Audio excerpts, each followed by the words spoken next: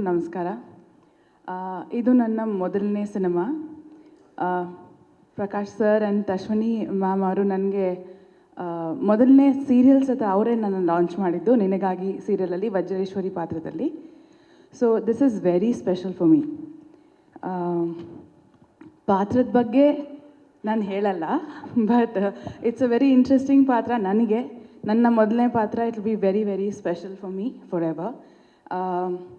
I am really looking forward. ಎಲ್ಲನೂ ಇಲ್ಲಿ ನೋಡ್ತಾ ಇದ್ದರೆ ಎಕ್ಸೈಟ್ ಆಗ್ತಿದೆ. I am looking forward to watch Devil. And of course ಎಲ್ಲ ಕರ್ನಾಟಕದ ಜನತೆ ವೇಟ್ ಮಾಡ್ತಾ ಇದೆ, ಹಾಗೆ ನಾವು ಡೆವಿಲ್ ನೋಡೋದಕ್ಕೆ ಕಾಯ್ತಾ ಇದ್ದೀವಿ. ಮೊದಲನೇದಾಗಿ ಎಲ್ರಿಗೂ ನಮಸ್ಕಾರ. ನಾನು ತುಂಬ ಚಿಕ್ಕವನು, ಆದ್ದರಿಂದ ಕೆಲವು ಪದಗಳಲ್ಲಿ ಮಾತು ಮುಗಿಸ್ಬಿಡ್ತೀನಿ. ನಿಮ್ಮೆಲ್ರಿಗೂ ಗೊತ್ತಿರೋ ಹಾಗೆ ಡಿಸೆಂಬರ್ 11ನೇ ತಾರೀಕಿಗೆ ದ ಡೆವಿಲ್ ಬರ್ತಿದೆ. ನಾವೆಲ್ಲ ಸೇರಿ ಡೆವಿಲ್ದು ಲೆವೆಲ್ ನೆಕ್ಸ್ಟ್ ಲೆವೆಲಿಗೆ ತೊಗೊಂಡೋಗೋಣ ಅಂತ ಕೇಳ್ಕೊತೀನಿ.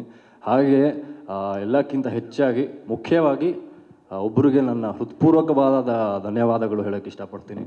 ಅವರು ಬೇರೆ ಯಾರೂ ಅಲ್ಲ, ನಮ್ಮೆಲ್ಲರ ಪ್ರೀತಿಯ ಚಾಲೆಂಜಿಂಗ್ ಸ್ಟಾರ್ ದರ್ಶನ್ ಸರ್ ಅವರು ನನ್ನನ್ನು ಈ ಸಿನಿಮಾದಲ್ಲಿ ಒಬ್ಬ ಅಸಿಸ್ಟೆಂಟ್ ಡೈರೆಕ್ಟರ್ ಆಗಿ ಹಾಗೆ ಒಂದು ಪಾತ್ರ ಕೂಡ ಕೊಟ್ಟಿದ್ದಾರೆ. ಸೊ ಅವ್ರಿಗಾಗಿ ತುಂಬ ಥ್ಯಾಂಕ್ಸ್ ಹೇಳೋಕ್ಕೆ ಇಷ್ಟಪಡ್ತೀನಿ. ಮತ್ತು ಹಾಗೆ ಪ್ರಕಾಶ್ ಸರ್ಗೂ ತುಂಬ ಥ್ಯಾಂಕ್ ಯು ಸರ್. ನನ್ನಲ್ಲಿ ಯಾವ ಒಂದು ಆಸಕ್ತಿನ ನೋಡಿ ನೀವು ನನಗೊಂದು ಅವಕಾಶ ಕೊಟ್ರಿ. ತುಂಬ thank you sir, thank you so much.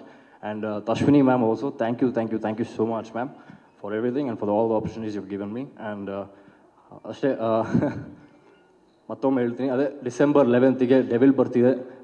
Thank you so much. Thank you. Thank you so much Yuvraj ಅವರು. ನೀವು ಹೇಳಿರೋ ಹಾಗೆ ಡೆವಿಲ್ನ ಇನ್ನೂ ಹೈ ಲೆವೆಲಲ್ಲಿ ನಾವು ನೋಡೋಣ.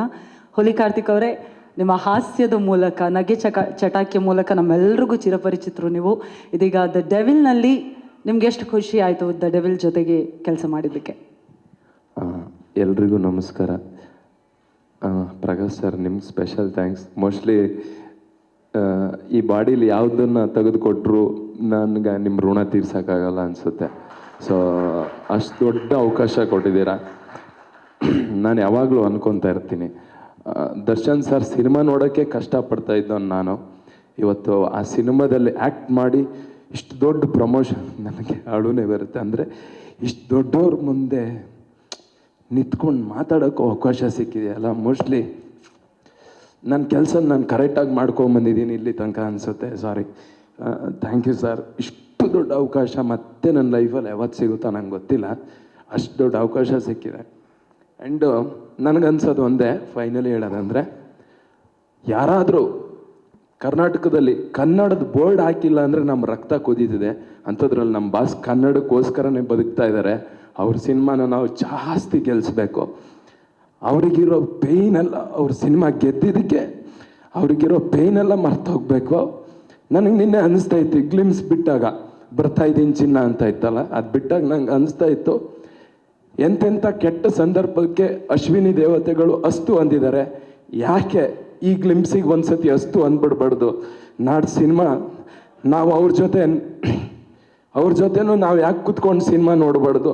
ಮೋಸ್ಟ್ಲಿ ನಾನು ನತದೃಷ್ಟ ಕಲಾವಿದ ಅನಿಸುತ್ತೆ. ಇಷ್ಟೋ ತನಕ ಅವ್ರ ಜೊತೆ ಸಿನಿಮಾ ಮಾಡಿದವರೆಲ್ಲ ಅವ್ರ ಜೊತೆ ಥಿಯೇಟ್ರಲ್ಲಿ ಕೂತ್ಕೊಂಡು ಸಿನಿಮಾ ನೋಡಿದ್ದಾರೆ. ನಮ್ಗೆ ಅದೃಷ್ಟ ಇಲ್ಲ. ಸಿನಿಮಾದಲ್ಲಿ ಅವಕಾಶ ಸಿಕ್ಕಿನೂ ಅವ್ರ ಜೊತೆ ಕೂತ್ಕೊಂಡು ಸಿನಿಮಾ ನೋಡೋಷ್ಟು ಅದೃಷ್ಟ ಇಲ್ಲ ನಮಗೆ. ಗೊತ್ತಿಲ್ಲ, ಬೇಗ ಬರ್ತಾರೆ, ನಾನು ಅವ್ರ ಜೊತೆ ಸಿನಿಮಾ ನೋಡ್ತೀವಿ. Thank you sir, thank you Prakash. And Kantharaj sir ನಾನು ಮರೆಯೋಂಗೇ ಇಲ್ಲ, ಅವರೇ ಪ್ರಕಾಶ್ ಸರಿಗೆ ಪರಿಚಯ ಮಾಡಿಸ್ಕೊಡ್ತೀನಿ. ಥ್ಯಾಂಕ್ಸ್ ಅಣ್ಣ. ನಾನು ಕೊನೆ ತನಕ ನಿಮ್ಮ ಮಗನ ಥರ ಇದ್ದು, ಅದು ಏನೇ ಇದ್ದರೂ ನಾನು ನಿಮ್ಮ ಜೊತೆ ಇರ್ತೀನಿ. ಥ್ಯಾಂಕ್ಸ್ ಅಣ್ಣ, ಥ್ಯಾಂಕ್ ಯು ಸೋ ಮಚ್. ಸಾರಿ, ನಾನು ಶೇರು ಲೈಕು ಕಮೆಂಟ್ಗೆಲ್ಲ ಮಾತಾಡೋದು ಇಲ್ಲ, ನಾನು ಮೀಡಿಯಾ ಮುಂದೆ ಆ ಥರ ಇದು ಮಾಡೋದು ಇಲ್ಲ.